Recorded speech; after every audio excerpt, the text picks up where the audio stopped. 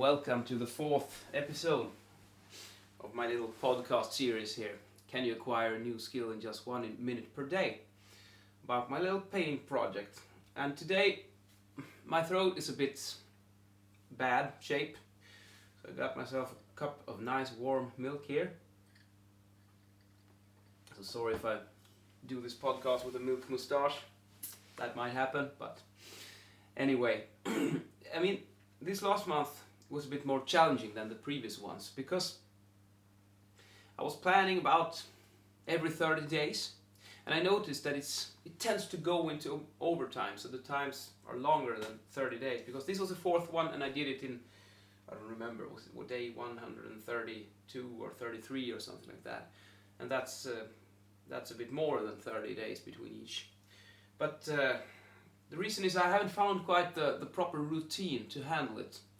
And what I did realize now the last time how I should do in future sessions, and I need to do the same thing as with my blog writing, that I select the time and I stick to it. Like for instance, it could be Sunday morning and I go up extremely early and I start to paint, because it's really difficult as a father in a family to find those uninterrupted hours. And if you do find them, because you can do that, then all the other planets need to align as well. And so what happened for me is that I got this Wacom drawing tablet, and I had planned out the time and everything, and I was going to just sit down and paint and let creativity flow. And I ended up sitting there and searching for errors with the drivers, and the equipment did not work. I couldn't get it running. So it took me more than 1 hour before I could start using the tablet, and then it was like the flow state was gone. There was zero creativity left. So I just, I don't care about this. I did another 60-second painting and I left it at that. And then 1 week later, the next week, and then I did the other way around. I got up really early in the morning and I started painting, and that was, I think, could have been the best one so far, which would be quite natural because the more I practice, they should get better and better every month. If the next month is worse, then yeah, I guess there's a trend. So it's technically possible that I could make one that is worse than the previous one, but it shouldn't be like that. Anyway, it was quite a long time since the last one. So I have this little note on my phone that when I walk around in my normal days and I get an idea, this is something I've learned from painting, I grab my phone and I write it down here in my little list. So this is like the script that I use for these podcasts as well. So, let's just go through it then. I started this month, I believe. I had some business trips, so I was out traveling, so I couldn't bring my trusty iPad that I often use for my daily 60-second sketches. So what I did instead is I started finger painting on my iPhone. I have this little bit larger screen size, so you can paint with your fingers, and it's a special style of the results. It's not, the precision is like gone, but it's a bit fun. I mean, you discover other things when you do the finger painting, and also you always have it with you, so there are no excuses not to do it. You always have your phone. And you always have 1 minute, so you can always do it. Even though it looks like crap, it's still progress. You can't get away from that fact. And when you have it on your phone with these apps, it's a lower threshold to get started. It's like the threshold is, I don't find an English term for it. When it's like aligned with the floor, so it's so low that it's not even a threshold to get going. You just grab your phone and you do it. And other things happen. When you try to paint with your fingers on a small screen, you increase the difficulty of the problem. But on the other hand, creativity tends to benefit from increasing difficulty. Because sometimes, like, if a problem seems hard, it's because you haven't made it hard enough. So that's something that can happen when you use your phone. I have to do something about my throat. I have some mint inside this milk as well, which is great to ease your throat. Okay. Another thing that I've tried out is that I'm faster now. I'm to change the style is much more natural now. I just paint faster. There's this speech by Arnold Schwarzenegger that's viral on YouTube where he says some really funny and true words. It's like, "Oh, you don't have the time. You gotta get 8 hours of sleep." "Well, I say sleep faster," he says. So I thought of Arnold, and then I said, well, we'll just paint faster. If you only have 60 seconds, you just paint faster and you can get more done in those 60 seconds. And there is a bit of truth in that. Even though it's so slightly crazy as well, but I like it. So I also try to just change colors and change style, change pencils, to cram as much work as I possibly can into this little minute. And that's also a good thing that came from my travels when I had the finger painting and all that. I mean, it's really important to be fast, because when you're out traveling doing work and you don't have much time, so it's really critical that you work fast. So yeah, but the finger painting on the iPhone is a good thing, but I also was a bit disturbed by it because it's too coarse. I can't get the details out that I really want to. So that's why I thought, when I did all these finger paintings in the beginning of the month, I should get another tool. One good tool to have would be like this small iPads, the smallest ones with the Apple Pencil. That could be a perfect one to stick down in my portfolio and just bring it everywhere I go. And then I can use the same tools that I'm used to. Or you could just get some extra paper and pencils and stick them a little bit everywhere. And that's actually exactly what we've done this weekend. My wife is also an artist, so she bought some artist stuff, and I said, okay, please go get some paper, this small notebook, but like artist's paper, and some pens, and just the absolutely most simple stuff you need to do analog paintings with graphite pens. And yeah, sure. So I got it now. And that's what's coming with me on my next business trip. I'm not going to use the finger painting. I'm planning to use these pencils and paper. And maybe I'll use them back home here too. We'll see. And they're dirt cheap compared to an iPad as well. So that's also a factor. Here I see something I wrote, an idea I had. I want to start working with lighting. To use like small pocket lights. I think I have. Let me go and grab one. I have it right here, I think. Hopefully. Should be around here somewhere. Did I put it? No, this is a... Yeah, here I got it. I find it. Here it is. It's a little camera light thing. Lithium-ion batteries like this. You can. So this is something you can use when shooting video and photography. Damn, it's strong. I have one that is a bit less strong as well. But I think I could use this one and put it and create shadows. And that way I could perhaps like paint the same object 7 days in a row, but just rotate the light source, or perhaps add another light source. You put it on a little tripod and you can create a little rig somewhere and just use this one. I think that could be an interesting experiment for sure. I usually sit at my kitchen table when I'm painting, and then I have the lamp in the roof. There's the ceiling. I'm Swedish, so I always mix those up. I have the lamp in the ceiling, which gives the same direction of the light, or mostly. But another thing with using this little light stuff is that I'm doing quite a lot of YouTube content, so I would hit two birds with one rock, or what is the saying? You say it in English. That if I practice all these great shadows and paint them, that is a skill that would be really useful for YouTube content creation as well. I'm absolutely certain of that. And okay, yeah, here I noted that somewhere in the middle of the month perhaps I've ordered this Wacom tablet, which is like the primary use is like a whiteboard when I do online lectures, and it's also when I do review work of CAD drawings and stuff like that in my professional work.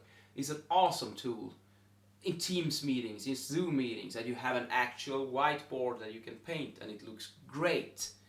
But I know that artists use these ones as well. Maybe that's even the primary purpose of them. So that could be a good way to also hit two birds with one stone, to paint on it, and by using it as a painting tool, I will also be much easier for me to use it as a whiteboard and as a reviewing tool for my engineer work. So that's something that I'd like to do in the future. But there is another issue with that. I think I have some comments on it in the end of this little script, so we can go back to that instead. But I was really hyped to use the Wacom for my 4th milestone painting. At least I thought that would be perfect, because then I could sit for an hour, 2 hours, and just use the Wacom and get acquainted with it. It did not work at all, but that's life. Yeah, and there's another note here about how I've been trying to use as many different colors as possible in a minute, and just change color really fast and use as many colors as possible and see what happens. So maybe it's like you have like $100 worth of time that you can prioritize accordingly to different techniques.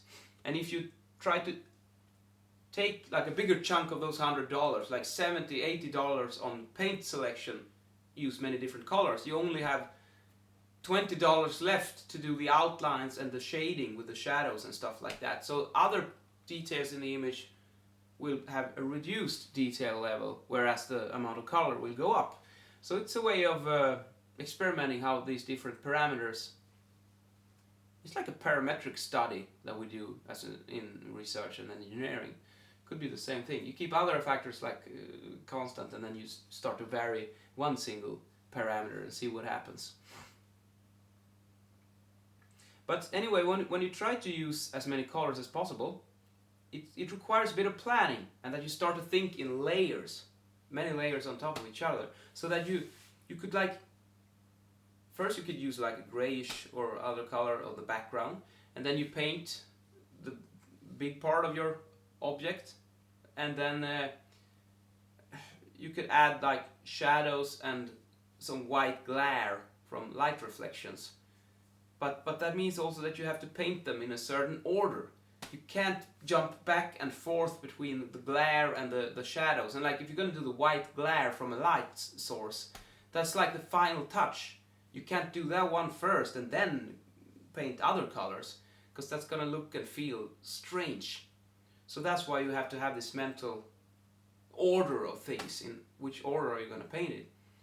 And it's a bit the same thing if you're recording music in a studio. I mean, as a metal musician, I'd say you make your life easier if you record the drums first. And that would be like the analogy between these things. If you paint the background first, I guess it's easier to move on to the details on the object you're gonna paint, and move higher and higher detail. But they have to come on top of the previous layers. And that's the way I think when I work as a mixing engineer as well. I have like a foundation of the song, and then I add more and more elements one at a time. And usually I add the vocals as a final touch, because they are the most important ones, and then you can like put them on top of all the other instruments. Well, that's just a tangent, but I think in the same manner with this. Yeah, I noted here that when I started to do some easy sketches with the Wacom, it's hard as hell, it says here, but I think it's gonna be really great when I learn the tool. But it's gonna require a lot of practice. And also I start to get a feeling about how these color wheels work. When you use these more advanced drawing artists programs, and like Photoshop also. I don't use Photoshop, but it's the same thing, I believe. You click the color, and you get like a wheel with a lot of colors, and then you have some sliders with luminosity, saturation, and hue.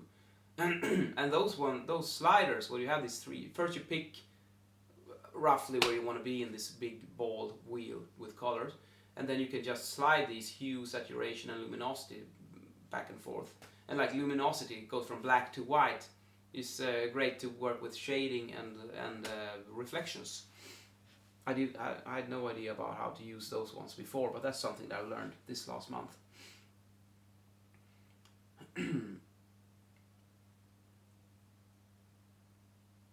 Yeah, here I noted that certain objects are very suitable to the 60-second format. And it is satisfying to make something that feels finished. But when you select an object that is a bit too complicated, you won't get that satisfaction that it's finished. Because I think I had one of these when I painted like this little bag of candy, where I just managed to paint the face of the guy on the bag, and I thought this looks like crap. I had to do the background as well, but that was a bit of cheating on my part, so I probably spent an extra minute or something on it. So I guess you have to think a little bit more about the motif that you're choosing. Don't aim on something that is too much detail, or you have to simplify it a lot. Oh, that feels good. Now, that brings me on to the next thing here with the challenge, which is getting more and more and more difficult every single day since I started this program. And that is, the challenge is not to do it. It's super difficult to stay to just 1 minute, because when you're having fun, I want to do more. I really want to keep painting when I start. It's exceptionally hard to stay at just 1 minute per day. And here's also the thing that I mentioned a bit earlier about the Wacom, and it feels kind of like I'm at a crossroads right now, because if I'm going to use the Wacom as a whiteboard, as a tool in my work and everything, I have to start practicing on it. And I can't do that in 60 seconds per day, because I can't learn it. It takes a lot more time because it's a very complex tool. The threshold is much, much higher compared to just using the iPad. So that bothers me a bit. I haven't decided yet how I'm gonna do it, but if I start practicing using the Wacom, then this won't be a 60-second per day project anymore. So we will lose that part. I'm gonna do more than 60 seconds every day if I choose that path. But on the other hand, I mean, I don't have to prove to myself that I can learn a skill in 60 seconds per day. I knew that even before I started, that it's gonna work. So it's actually, I have this hashtag challenge, sketching challenge, it says on my posts, and that's just ridiculous. It's not a challenge. I want to learn how to paint. It's a decision. It's not a challenge. I just do it. And if I don't do it, it's because I don't want to do it. It's very, very easy. It's like, if it's a challenge, it feels like it's something that you don't want to do. And why would you choose a project that you don't want to do? I don't understand that part. I have a really clear vision of where I'm going with this, because I have really interesting dreams and visions, like hallucinations and stuff that I have experienced, and I want to paint them. I want to put them on paper, metaphorically speaking. And I think that if I do this project for a whole year, I will be able to do just that. But I couldn't do that when I started. But that's the only way for me to bring those visions out into the world. I can't grab a camera inside my own mind. That does not work. But if I learn how to paint, I can actually take these things and bring them out there and see what happens. And I'm really curious about that. So that's the motivation behind this project. The main one, I would say. Then there are, as a teacher, as a lecturer, you can imagine how valuable it is to be able to create your own sketches and illustrations for your for your PowerPoint slides and stuff like that, because then you can find exactly what you need when you need it. Completely tailor-made. Yeah, anyway. Here's also something I wrote when I did that big failure last weekend when I was going to do the milestone. Stick to one tool. If you change, you will lose it. That's what I've written here. Because as soon as I try another tool, another method of working, I have to relearn stuff. And then I will lose a lot of valuable time from those 60 seconds. Maybe it's just a sign that I'm cracking up the difficulty level a bit too hard, too fast. That could also be it. Because when I bought these papers and pens, that's also a way of changing the tool. But I mean, to use a pen and paper and an eraser in case of emergency, there is no learning threshold on that. You just grab it and then you go. But to use a Wacom and a new application, that's really hard. It's really difficult to do it. But it will also open up a wealth of possibility of what I can do with this when I learn how to use a Wacom tool, because it's like a big tablet. It's much bigger than the iPad.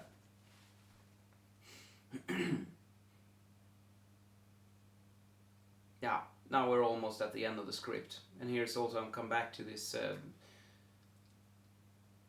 It's almost impossible to work in the evening, like I'm doing now when I'm recording this podcast. But anyhow, it's just once per month, so it's possible. But it's better to get up really early, because then I also have a deadline, because I know when my wife and son wakes up, it's game over. So then I have to finish. And that's when I painted this. Yeah, it's still here. Great. This picture, which I think it turned out quite nice. It's the first time I painted in this. Here's the photograph, and here's the result. It's a square aspect ratio. And I mean, there's a lot of leaves and plants and lots and lots of detail down in the lower part of this image.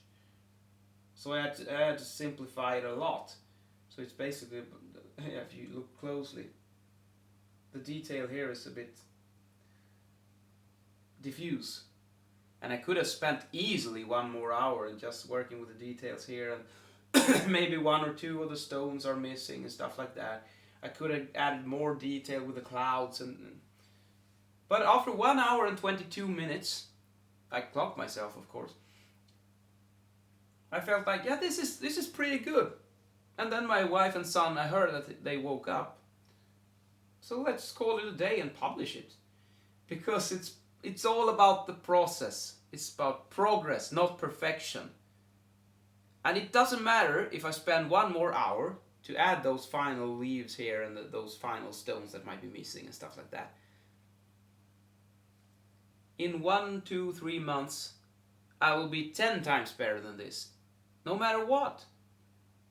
So it's better to just release it, get it out there, and get on with the process and keep improving every single day, because that's all there is to it.